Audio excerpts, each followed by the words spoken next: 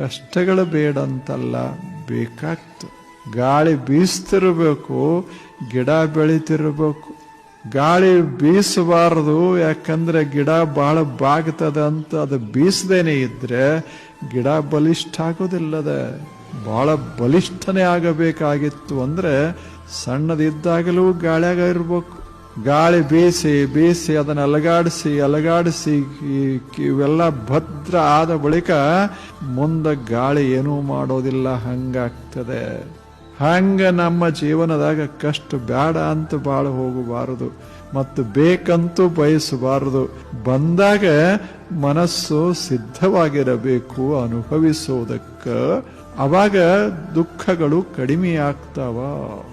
ಈಗ ಮಕ್ಕಳನ್ನ ಮಲಗಿಸ್ತಾರೆ, ತೊಟ್ಲ ತೂಗ್ತಾರೆ.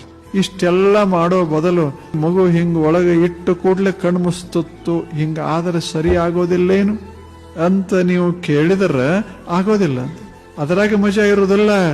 ಅದು ಅಳುತ್ತಿರಬೇಕು, ಇವ್ರು ತೂಗ್ತಿರ್ಬೇಕು, ಅದು ಹಾಡು ಆಗ್ತಿರ್ಬೇಕು, ಅದರಾಗ ಮಜಾ ಅದ.